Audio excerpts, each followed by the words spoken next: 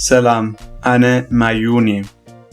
يقيتا عالم سي بغال اسمي أبقى تفلتني جاك ما إذا سمزيا حنت أمريكاويت محزايا هباتني أب حدا منافشة وقف إلنا نكلنا مايون المسوع كبادي أتبل أنا دما حرايز هون السمرس اللي بالكوا أبقى جاك يزبهال نيرو سلامتا جاك أين بلكان بلتني أنا دما صبوق كابلومي جاكي بالكوا أب هيوت حدا جزي سمكا زي كونس انتاي تقبل يزوسنكا سلام تخاطاتل تنقعات انترتينمنت نلومي بزعباتي عاوتات زعبلولو كفال هيوت جاك ما زي كونه نزينا بزعوت نخبص زحار فوق صدمات هيوت دسس مدب حزنا لكم مسينا لنا سناي مكتتال بزحات سبات أب فيلمتات يرؤيني أب مدرخات عالم كزارب يسمعني بزعبا بليونرات دولارات كزارب كله يقرمو إذا سب أيزي كندي عدلنيا يبلو كندي بالحي ألو يبلو قال دما قص أيت أمتمو إذا سب أيزي انت غيرو أنا ممكن قبرو إخيلي إلهم تسفاي قبرو إذا دما نعي حق سنيم لومي قنتي أب مدرخ زي الرئيزان نقروكم فقدوا لي زانتا ناي عدل وي بالحي أيكونان زانتا ناي ودكتيو هو ودكت أنا من البات كاب زخوان يكون أبز مدر زرلو سبن العلي أيفاز بالكال سميعي كخون خيليم ودكت ممهري ينيرو من سأكت دما معالتاو مقبي انبا نابت مجمرتان ملس نابت صلول جاك قدمي مسلالو زنبرق زيه نابت أيفاز بالكال مزمور هيوتو زنبرق وان أب يونيفرسيتي أيفال ممراب سمي يشقري نيرو أب شحن شعاتمي سوسان 4 أب هانغزو يتوليده هانغزو لما عباي كتمايا شعقن اشتوغ تمايا نيرا سدرا بيتي دخاتات موزيقنياتات يم نيرو بحلاو زانتاتات النارأي يزاناقوعنو نبرو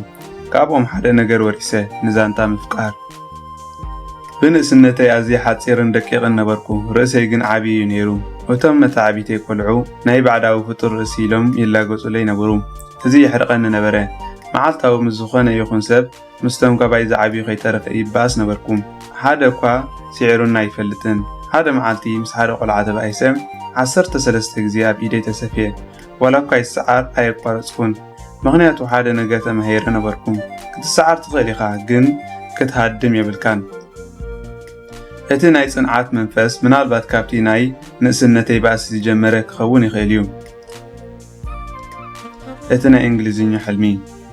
أب شحن 1970 بريزيدنت أمريكا ريتشارد نيكسون ناب هانغزو مبصح نايزي بريزيدنت نختمانا نحوار غيرا كابتا معالتتي أنا دحار توريست كموصو جمرو أنا نعالم كريا كتور هنتينت نبراني اتي مفتح دما إنجليزينيا ممهار مخانو تغنزبكم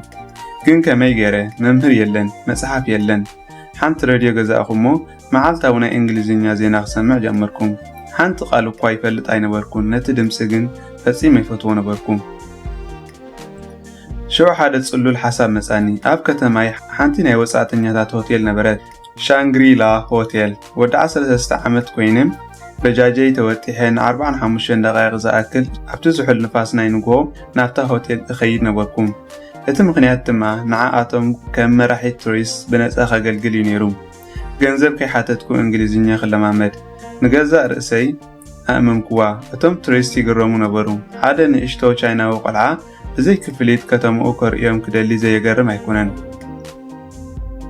نتشعات عامتات حاجة يخون كرمتي زناب يخون صحي نازل سرح زي سريحيو لموون قال كابتم توريست ناي إيميل أدراش أم زهابون عبيتي فتوتي يوم اتناتي يونيفرسيتي اتا هوتيل يعني را ممهراني دما اتوم وسعتنياتات بسحتي أزم سبات كابتي أبيت تمهرتي استمهر قوفص مستفلي نجار يمهرمني أب شاينا ممهر إذا صعدايو إذا سليم دما تسليمي يزبلكا أزم توريست جن جاك سلمتاي كمزي تحسب كالا أمارات كهلي خيلي يبلون نبروم أموري كم زغفت قبرو أنا أب شاينا يزنبر نيري أموري جن عد ما ساوي خون نبران ناي يونيفرسيتي ودكات جزي ناي يونيفرسيتي مئتاو مسبزها اتي حقنيا فتنا جمران أب شاينا غاو كاو زبال حدا هاقراو فتنا علو نسيو مساي خازوسن 1 مليون سبي فتن وعد عد ما نابس بغ يونيفرسيتي عتوم أنا نخلت جزي وديقام ولا دي تسفا قريصم ነበሩ ጃክ ንስኻ ንትምህርቲ ኣይተፈጠርካን ኪድ ሓደ ስራሕ ድለበሉኒ ናብ ሓደ ሬስቶራንት ከገልግል ጀመርኩ ሓደ መዓልቲ ግን ኣብ መደርደሪ መጽሓፍቲ ብዛዕባ ሓደ ቻይናዊ ሰብኣይ ብትግሃቱ ህይወቱ ዝቀየረ መጽሓፍ ረኸብኩም ኣነ እውን ዳግማይ ክፍትን የበልኩም እቲ ዝኸፈፀ ገመይ ሒሳብ ወይ ማትማቲክ እዩ ነይሩ ኣብ ተቐዳማይ ፈተና ካብ 121 ጥራይ ኣምፅኤ እወ ሓደ ኣብቲ ካልኣይ ፈተና ቁሩብ ተመሓይሸ 19 ኣምፅኤ ኣብቲ ሳልሳይ ፈተናይ ለይትን መዓልትን ኣጽኒዐ 79 ኣምፅኤ እዚ ንዓይ ከም 120 እዩ ነይሩ ሰንኪ እዚ ኣብ ሓደ መምህራን ዝስልጥንሉ ኮሌጅ ከኣቱ በቃዕኹ ሃንግዞ ኖርማል ዩኒቨርሲቲ እዚ ዩኒቨርሲቲ እዚ ኣብ ከተማይ ከም ራብዓይ ደረጃ እዩ ዝሕሰብ ነይሩ እቶም ዝሓመቑ ተምሃሮ ዝኸድዎም ኣነ ግን ሕጉስ ነበርኩ ምክንያቱ ሓደ ነገር ተማሂረ ውድቀት መወዳእታ ኣይኮነን ንሱ ሓደ ሓበሬታ ጥራይ እዩ ሓበሬታ ብዛዕባ እንታይ ክትመሓሽ ከም ዘለካ እቲ ፀገም ብዙሓት ሰባት ነቲ ሓበሬታ ሰሚዖም ተስፋ ይቆርጹ ኣነ ግን ነቲ ሓበሬታ ወሲደ ዝቕጽል ውግእ ተዳለኹ ኣብ ዩኒቨርሲቲ መራሒ ተምሃሮ ኮንኩ ስለምንታይ ምክንያቱ ወትሩ ንኻልኦት ክሕግዝ ነበርኩ ኣነ ዝፈልጦ ነገር እንተሎም ብሉፅ ተምሃራይ ኣይነበርኩን ግን ንሰባት ከመይ ጌርካ ከም እተገልግል ፈልጥ ነበርኩ 30 ኣይፋላት ድሕሪ 4 ዓመት ካብ ኮሌጅ ተመረቕኩ መምህር እንግሊዝኛ ኮይነ ክሰርሕ ጀመርኩ እቲ ስራሕ እፈትዎ ነበርኩ ነተምሃራይ ምምሃር ሓጎስ ይህበኒ ነበረ ደሞዘይ ግን ኣዝዩ ውሑድ እዩ ነይሩ $12 ኣብ ወርሒ ህይወት ከቢድ ነበረ ሰበይተይ ዣንግ ዩንግ በዚ ገንዘብ እዚ ከመይ ጌርና ኢና ክንነብር ትብለኒ ነበረት ካልእ ስራሕ ክደሊ ኣለኒ በልኩም ኣብቲ እዋንቲ ሓደ ዝፈትዎ ነገር KFC ንፈለማ ግዜ ናብ ሃንግዞ መፀ ዓብይ ነገር እዩ ኣነን 13 ካልኦት ሰባትን ስራሕ ተሓተትና ሓንቲ ሰዓት ዝኣክል ጽንሕ ኢልና ቃለ መጠይቅ ገበርና ድሕሪ 2 ሰዓት እቲ ማናጀር መፀ ኣስማት ክጽውዕ ጀመረ ንስኻ ተቐቢልናካ ኣለና ንስኺ ተቐቢልናካ ኣለና 22 ኣስማት ጸውዐ ስመይ ግን ኣይተጸውዐን ናብቲ ማናጀር ከይደ ይቕሬታ ኣነ እውን ሓደ ካብቶም ሓተቲ የበልክዎም ንሱ ካብ ላዕሊ ክሳብ ታሕቲ ጠመተኒ እቲ ኣጠማምቱ ንስኻ ዝብል ይመስል እወ ንስኻ ኣይተቐበልናካን በለኒ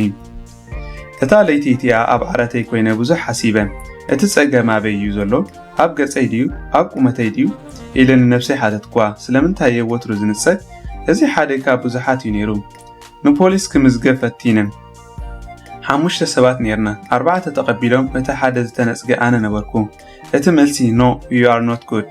ኣይፋል ንስኻ ኣይትጠቅምኒ ኻይ ነይሩ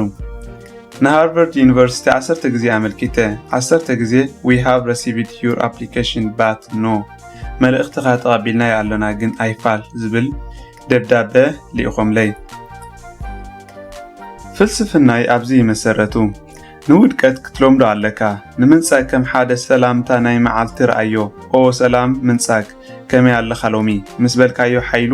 ይስእን ድሕሪኡ ንምፍታን ኣይትፈርህን ኣነ ሎሚ ንብዙሓት መንእሰያት ንስኻትኩም ካባይ ዝበለጽኩም ኢኹም ምክንያቱ ኣነ 30 ግዜ ተነጺገ ንስኻትኩም 3 ግዜ ተነጺግኩም ተስፋ ትቆርጹ እቲ ፍልልይ ኣብ ብልሒ ዘይኮነስ ኣብ ጽንዓት እዩ ዘሎ እብሎም ፎረስት ጋምፕ ጅግናይ ሓደ መዓልቲ ኣብዚ ናይ ምንጻግ ጉዕዞ ይከለኹ ሓደ ፊልም ረኣኹ ፎረስት ጋምፕ እዚ ፊልም እዚ ንህይወተይ ብዙሕ ቀይርዎ ፎረስት ጋምፕ ቀሊል ሰብ እዩ ነይሩ ብልሒ የብሉን ግን ሓደ ነገር ይገብር ነበረ ወትሩ ይጎይ ሰባት እዚ ኣይከኣልን ይክብልዎን ከለዉ ንሱ ኣይሰምዖምን ነበረ ይጎይ ጥራይ ኣብ ዝኾነ ይኹን ዝኣተዎ ነገር ብትግሃቱ ይዝዕወት ነይሩ ኣነ ድማ ኣነ ከም ፎረስት ጋምፕ ክኸውን እየ በልኩም ምናልባት ኣይኪው የብለኝ ይኸውን ርክባት የብለኝ ይኸውን ግን ክጎይ እኽእል እየ ክጽዕር እኽእል እየ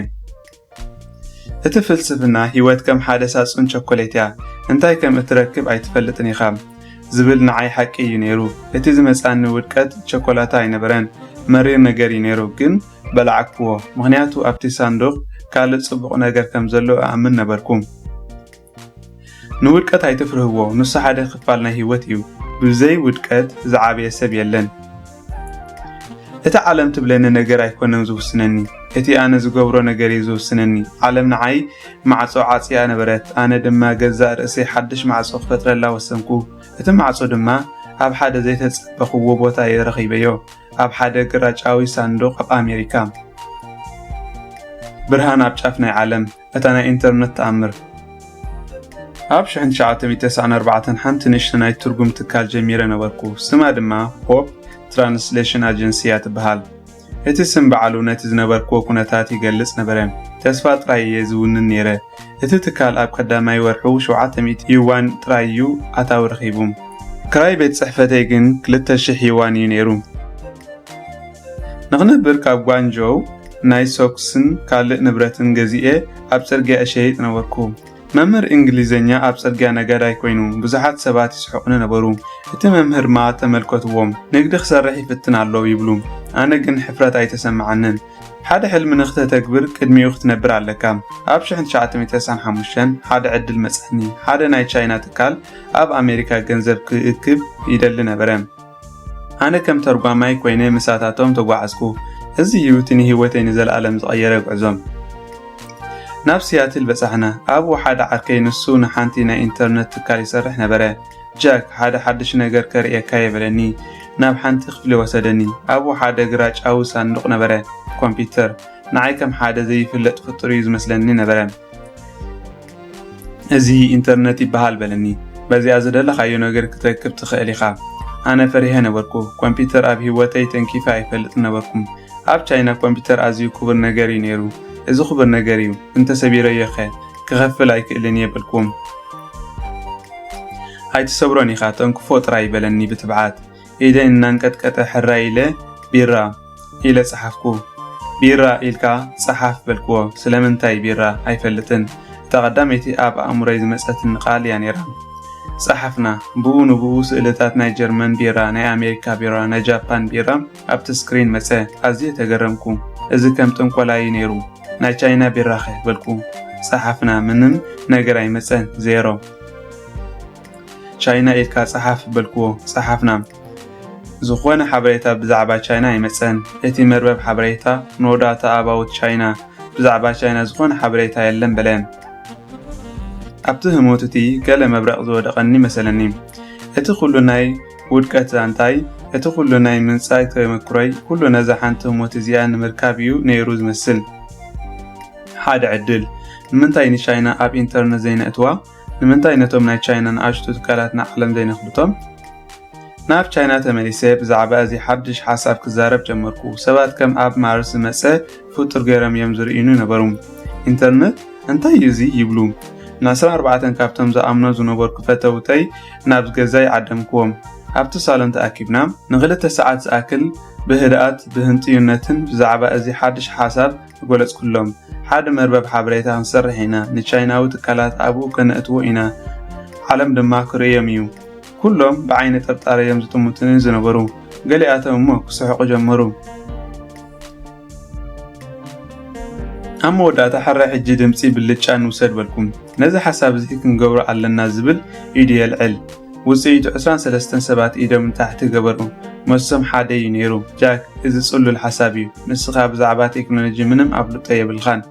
ገንዘብ የብልካን ቻይና ንኢንተርነት ድልውታ ኣይኮነትን እዚ ናይ ኣሜሪካ ጸወታ እዩ ንስኻ ሓደ ተራ መምህር ኢኻ ነዚ ሓሳብ ዝረስዓዮ ሓደ ሰብ ጥራይ ኢዱ ዋላዓለ ጃክ እንተ ደኣ ክትፍትን ደሊኻ ፈትን እንተ ወደቕካ ናብቲ ዝነበርካዮ መምህርነትካ ትምለስ ትኽእል ኢኻ እንተ ዘይፈቲንካዮ ግን ሙሉእ ህይወትካ ክትጠዓስ ኢኻ ኣብቲ ምሸት እቲ ብዙሕ ሓሲበ ክድቅስ ኣይከኣልኩን 23 ብሉጻት ዝበሃሉ ሰባት ኣይፋሊሎም ኣለዉ ሓደ ጥራይ ወይሉ ንግሆ ግን ሓደ ውሳነ ገበርኩ ብዙሓት ሰባት ዝኣምንዎ ነገር ጽቡቕ ዕድል ኣይኮነን እቲ ውሑዳት ሰባት ጥራይ ዝርእይዎ ነገር ጥራይ ሓቀኛ ዕድል ዝበዝሑ ሰባት ክትሰምዖም የብልካን ንልብኻ ክትሰምዖ ኣለካ ንዝበዝሑ ሰባት ክሰምዖም እንተ ዝኽእል ኣሊባባ ሎሚ ኣይምነበረን ራእይኻ ናትካ እዩ ንስኻ ጥራይኻ እትርእዮ ሰባት ምስ ረኣይዎ ጥራዮም ዝኣምኑ ንስኻ ግን ቅድሚ ምርኣይካ ክትኣምን ኣለካ እዚ እዩ እቲ ፍልልይ ኣብ መንጎ መራሕን ተኸታልን ኣብ ኣፓርትመንት ተወልደ ሃፀያዊ ግዝኣት ንውሑድ ዓመታት ኣብ ናይ መንግስታዊ ስራሕ ሰሪሐ ብዛዕባ ኢንተርነት ብዙሕ ተማሂረ ግን እቲ ናይ መንግስቲ ስራሕ ንዓይ ኣይነበረን ኣዝዩ ቀስ ዝብል እዩ ነይሩ ኣነ ሓደ ዓብይ ነገር ክፈጥር እደሊ ነበርኩ ኣብ 1999 ሓደ ውሳነ ገበርኩ ኩሉ ነገር ገዲፈ ናብ ሃንግዞ ተመለስኩ እቲ ረኣይ ገና ኣብ ልበይ ይነድድ ነበረ 17 ካብቶም ዝኣምኑ ንፈተውተይ ኣኪበ ኣብቲ ንእሽቶ ኣፓርትመንተይ ኣኼባ ገበርና ሰበይተይ ዣንግ ዩኑ እውን ሓንቲ ኻባታቶም እያ ነይራ ኩላትና ኣብቲ መሬት ኮፍ ኢልና ነበርና እቲ ኣፓርትመንት ባዶ እዩ ነይሩ ዝነበረና ነገር ሕልሚ ጥራይ እዩ ኣነ ኣብ ማእከል ደው ኢለ ንኽልተ ሰዓት ዝኣክል ተዛረብኩ እቲ መደረዚ ኣብ ኢንተርኔት ኣሎ ንሕና ሓደ ነገር ክንገብር ኢና በልክዎም እንታይ ንዓለም ክንቅይር ኢና ዕላማና ንንግዲ ኣብ ዝኾነ ይኹን ቦታ ቀሊል ምግባር እዩ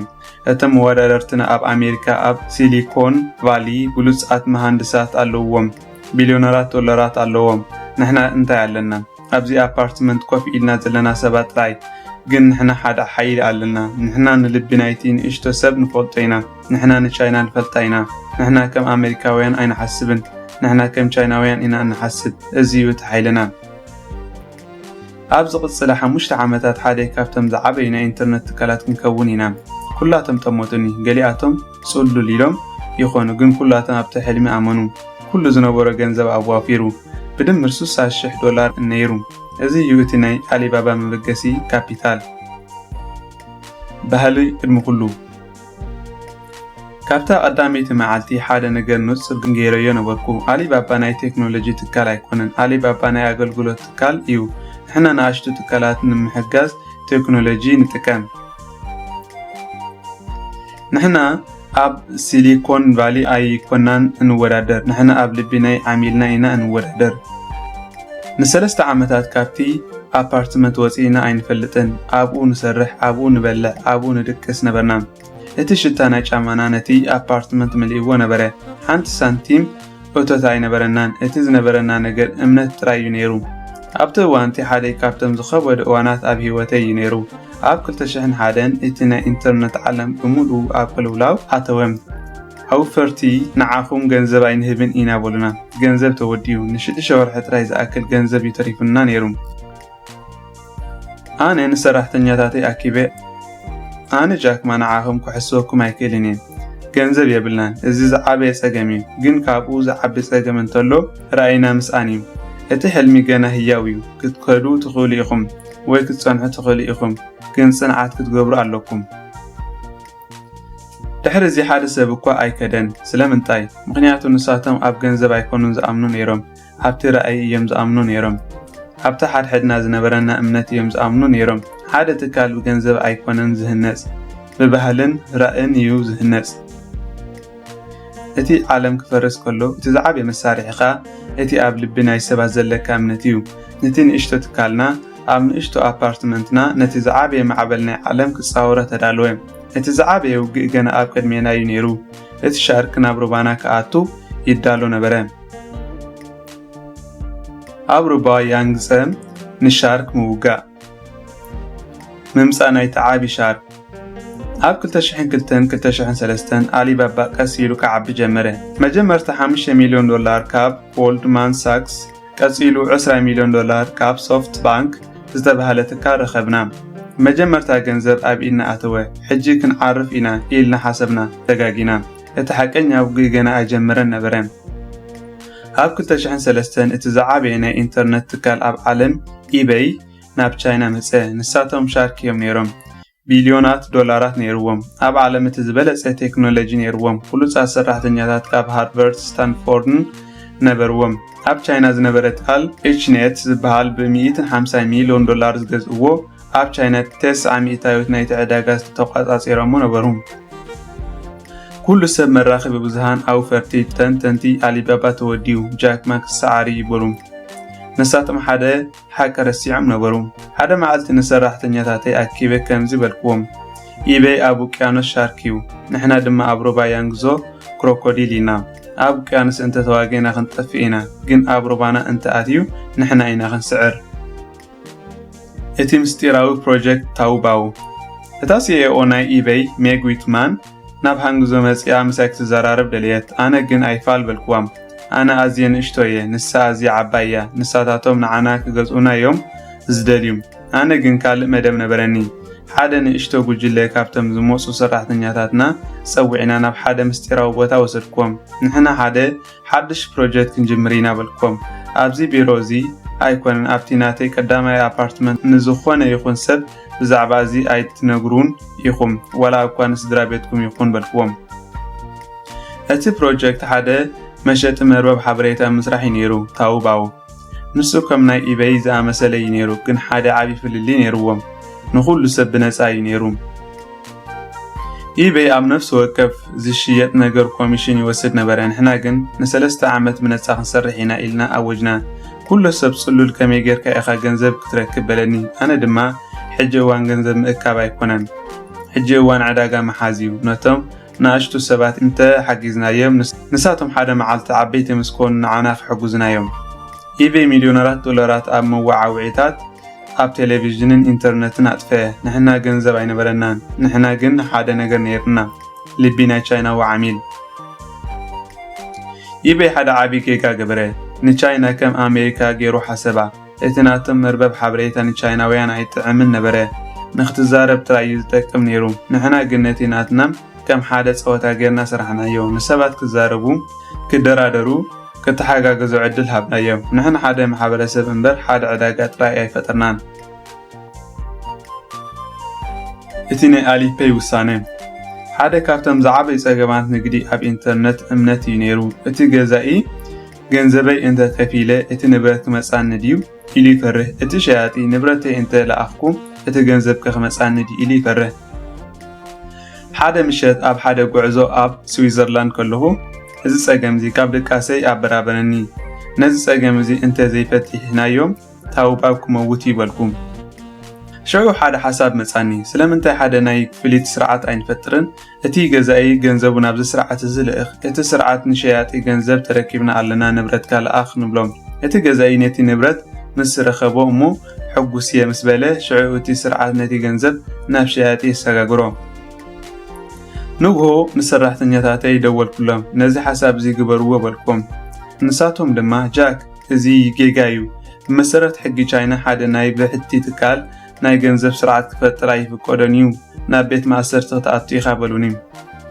ኣነ ድማ ነታ ኣብ ሂወተይ ዝገበርኳ ዝዓበየት ውሳነ ገበርኩ ግበርዎ ሕጂ ግበርዎ ሓደ ሰብ ናብ ቤት ማእሰርቲ ክኣቱ እንተለዎ ኣነ ክኣቱ እየ እዚ እዩ እቲ ናይ ምጅማር ናይ ኣሊፔይ ኣብዚ ግዜ እቲ ሓደ ጽሉል ሓሳብ እዩ ነይሩ ሎሚ ግን ልዕሊ 1 ቢልዮን ሰብ ይጥቀመሉ ኣሎ እቲ ትምህርቲ ሓደ ሓቀኛ መራሒ ሓደጋ ክወስድ ድሉው ክኸውን ኣለዎ ንራእይኻ እንተ ኣሚንካሉ ንኹሉ እቲ ኣይከኣልን እዩ ዝብል ድምፂ ክትቃወሙ ኣለካ እቲ ዓወት ድሕሪ 2 ዓመት ናይ ከቢድ ውግእ እቲ ውፅኢት ንጹር ኮነ ታውባው 80% ናይቲ ዕዳጋ ተቆፃፀሮ ኢቤይ 10% ጥራይ ነበሮ ኣብ 2006 ኢቤይ ካብ ቻይና ከም ዝወፅእ ኣወጀ እቲ ንእሽቶ ሓርገጽ ነቲ ዓቢ ሻርክ ስዒርዎ እቲ ኣብ ኣፓርትመንት ዝተወልደ ትካል ነቲ ኣብ ሲሊኮን ቫሊ ዝተወልደ ጃንዳ ስዒርዎም ስለምንታይ ንሕና ብዛዕባ ገንዘብ ኣይሓሰብና ንሕና ብዛዕባ ዓሚል ኢና ሓሲብና ንሕና ብዛዕባ ቴክኖሎጂ ጥራይ ኣይሓሰብና ንሕና ብዛዕባ ባህሊ ኢና ሓሲብና ንሕና ብዛዕባ ቁልጡፍ ዓወት ኣይሓሰብና ንሕና ብዛዕባ ነዊሕ ግዜ ራእይ ኢና ሓሲብና እቲ ዓወት ዓብይ ነይሩ ግን እቲ ሓቀኛ ዓወት እቲ ኣብ ውግእ ዝተምሃርናዮ ትምህርቲ ነይሩ እቲ ዝሃነጽናዮ ባህሊ ነይሩ ፍልስፍና ናይ ሓደ ጽሉል መራሒ ዓሚል ቀዳማይ ሰራሕተኛ ካልኣይ ኣውፈርቲ ድማ ሳልሳይ ኣብ 2007 ኣሊባባ ናብ ህዝቢ ክቐርብ ወሰነ ኣውፈርቲ ካብ ዎል ስትሪት መጹ ጃክ እቲ ናትካ ፍልስፍና ጌጋ እዩ በሉኒ ኣውፈርቲ እዮም ቀዳሞት ክኾኑ ዘለዎም ንሕና ኢና ገንዘብ እነምፃልካ ኣነ ድማ ኣይፋልበልኩም ኣነ እቲ ፍልስፍና እዚ ኣይሮንየ ንዓሚል ኣብ ልብኻ እንተ ኣንቢርካዮ ንሱ ገንዘብ ከምፃልካ እዩ እቲ ሰራሕተኛ ነቲ ዓሚል ሕጉስ ክኸውን ምስ ረኣየ ንሱ እውን ሕጉስ ኮይኑ ዝበለፀ ይሰርሕ ንስኻትኩም ኣውፈርቲ ድማ ነቲ ክልተ ነገር እዚ ምስ ረኣኹም ባዕልኹም ሕጉሳት ክትኮኑ ኢኹም እዚ እዩ እቲ ቀንዲ ፍልስፍና ናይ ኣሊባባ እዚ እዩ እቲ ሓያል ክኸውን ዝገበረና ንሕና ሰባት ኢና ነገልግል እቲ ገንዘብ ውፅኢት እምበር ዓላማ ኣይኮነን ንውድቀት ኣይትፍርሃዮ ኣብ ህይወትና ብዙሕ ውሳኔታት ንገብር ገሊኦም ንኣሽቱ ገሊኦም ዓበይቲ ብዙሕ ግዜ ሰባት ጃክ ነዚ ዓቢ ውሳነ እዚ ክትገብር ኣይፈራህካን ዶ ኢሎም ይሓቱኒ መልሰይ ወትሮ ሓደ እወ ፈሪሄ ፍርህ ጽቡቕ እዩ ንሱ ህያው ምዃንካ የዘክረካ ግን ካብ ውድቀት ንላዕሊ ዝፈሮ ነገር እንተሎ ጣዕሳዩ ንገዛእ ርእሰይ ከምዚ ኢለ ሓታ ኣብ 8 ዓመተይ ኣብ ሓደ ወንበር ኮፍ ኢለ ፀሓይ እናሞቕኩ ብዛዕባ እዚ ሕጂ ዝገብሮ ዘለኹ ውሳኔ እንታይ ክስምዓኒ እዩ እዚ ዕድል እዚ ብፍርሂ ገዲፈዮ እንተ ዝኸውን ክጣዓስ ድየ እወ ብትብዓት ፈቲነዮ እንተ ዝወድቕ ከኣይፋል ህይወት ሓጻርያ ንኩሉ ነገር ብግቡእ ክትገብሮ ኣይትኽእልን ኢኻ ግን ኩሉ ነገር ክትፍትን ትኽእል ኢኻ ንውድቀት ኣይትፍራሃዮ እንዘይምፍታን ጥራይ ፍራህ እቲ ኣብ ኣፓርትመንት ዝተጀመረ ሕልሚ ናብ ሓደ ካብቶም ዝዓበዩ ትካላት ዓለም ተቐይሩ እቲ 30 ግዜ ዝተነጽገ ሰብኣይ ንሚልዮናት ሰባት ስራሕ ፈጢሩ እቲ ምስጢር እንታይ እዩ ምስጢር የለን ጽንዓት ጥራይ ኣሎ ራእይ ጥራይ ኣሎ ንሰባት ምግልጋል ጥራይ ኣሎ ሎሚ ጨካን እዩ ጽባሕ ዝበለጸ ጨካን እዩ ድሕሪ ጽባሕ ግን ጽብቕቲ ፀሓይ ክትበርቕ እያ እቲ ሕቶ ንስኻ ክሳብ ድሕሪ ጽባሕ ክትጸንሕ ዲኻ እዩ ፍልስፍና ንመጻኢ IQ, EQ and LQ ስሉስ ኣእምሮ ናይ ሓደ መራሒ ኣብ ዝሓለፈ ዘበን ብዛዕባ IQ መጠን በልሕያ ትግደስ ነይራ በልሒ ዘለዎ ሰብ ይዕወት ነበረ ቀፂሉ ብዛዕባ EQ መጠን ስምዒት ብልሒ ክንዛረብ ጀመርና ንስምዒታትካን ናይ ካልኦትን ምርዳእ እዚኣቶም ክልቲኦም ኣገደስቲ እዮም IQ ንኸይትሰዓርሕ ይሕግዘካ ብልሒ እንተ ዘይብልካ ቀልጢፍካ ትወድቕ EQ ንኽትነብር ይሕግዘካ ስምዒታዊ ብልሒ እንተ ዘይብልካ ምስ ሰባት ክትነብር ኣይትኽእልን ኢኻ ግን ኣነ ብዛዕባ ሓደ ሳልሳይ ዝዓበየ ነገር ክዛረብ ይደሊ LQ መጠን ናይ ፍቕሪ እዚ ማለት እቲ ንኻልኦት ሰባት ናይ ምፍቃርን ምኽባርን ዓቕሚ ንዓሚልካ ንሰራሕተኛታትካ ንመወዳድርትኻን እውን እንተ ዘየፍቂርካዮም እንተ ዘይ ኣኽቢርካዮም ዝኾነ ይኹን IQ ወይ EQ ኣለካ ብዘየገድስ ከም ሓደ ዝሑል ማሽን ኢኻ ሰባት ንማሽን ኣይስዕብዎን እዮም ንሰብኣዊ መራሒ እዮም ዝስዕቡ ንሓደ ሰብ ከተኽብሮ እንተ ዘይክኢልካ ክትመርሖ ኣይትኽእልን ኢኻ LQ ዘለዎ ሰብ ብኻልኦት ሰባት ይኽበር ንሱ እዩ እቲ ንሰባት ብሓባር ኣኪቡ ዓበይቲ ነገራት ከም ዝሰርሕ ዝገብር ሓይሊ IQ ንኸይትሰዓር ይሕግዘካ EQ ንኽትነብር ይሕግዘካ LQ ድማ ንኽትክበር ይሕግዘካ እዚኣቶም ሰለስቲኦም ምስ ዝህልውኻ ጥራይ ኢኻ ሓቀኛ መራሒ እትኸውን ኣብ 2013 ካብ CEO ናይ አሊባባ ስልጣነ ይለቐቁ ኩሉ ሰብ ተገረመ ጃክ ኣብ ጫፍ ስልጣንካ ከለኻ ስለምንታይ ትኸይድ በለኒ መልሰይ ቀሊል ነይሩ ኣነ ንአሊባባ ን102 ዓመት ክነብር እየ ዝደልያ ኣነ 102 ዓመት ክነብር ኣይክእልን እየ ስለዚ ስራሐይ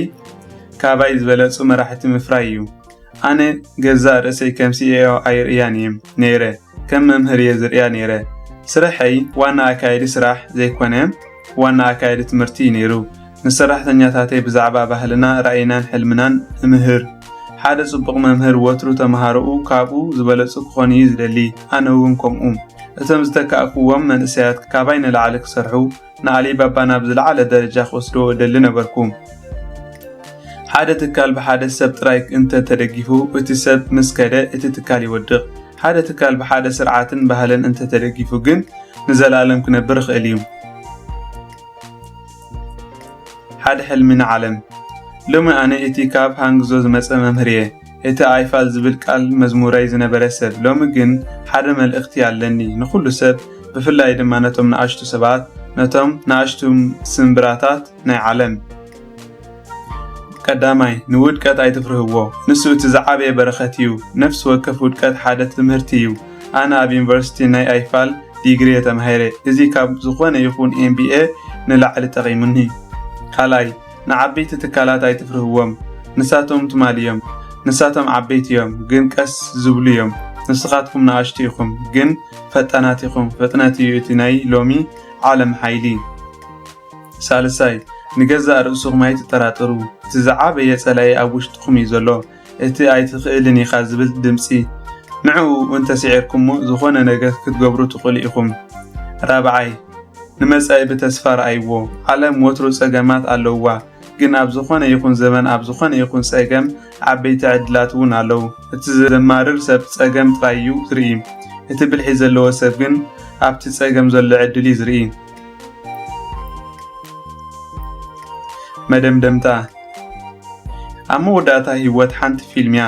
ንስኻ እቲ ዳይሬክተር ኢኻ ንስኻ እቲ ቀንዲ ተዋሳኢ ኢኻ ንስኻ እቲ ጸሓፊ ናይቲ ዛንታ ኢኻ ሕማቕ ፊልምታት ክሰርሕ ትኽእል ኢኻ ዛንታ ናይ ምምራር ናይ ጓሂ ናይ ጣዕሳ ወይ ድማ ጽብቕቲ ፊልም ክትሰርሕ ትኽእል ኢኻ ዛንታ ናይ ትብዓት ናይ ጽንዓት ናይ ፍቕሪ ናይ ዓወት እቲ ምርጫ ናትካ እዩ ኣነ ነቲ ናተይ ፊልም ክሰርሕ ፈቲነየ እቲ መበገሲኡ ውድቀት ዝተመልኦ ኮሜዲ እዩ ነይሩ እቲ ማእከል ክፋል ውግእን ብውጥረትን ዝተመልአ እዩ ነይሩ እቲ መወዳእታኡ ድማ ተስፋ እገብር ብዛዕባ ተስፋን ንኻልኦት ምሕጋዝን ዝነበረ ድራማ ክኸውን እዩ ሕጂ ተራኻ እዩ ካሜራኻ ኣልዕል መብራህትኻ ኣዳሉ እቲ ዝዓበየ ዛንታ ህይወትካ ክትጽሕፍ ጀምር ተፈጸመ ካብዚ ናይ ጃክ ማ ዛንታ ገለ ነገር ተማሂርና ክንከውን ተስፋ እንዳገበርና ኣብ ካልእ ብኻልእ ትሕዝቶ ክሳብ ንመጻኩም ሰሰናዩ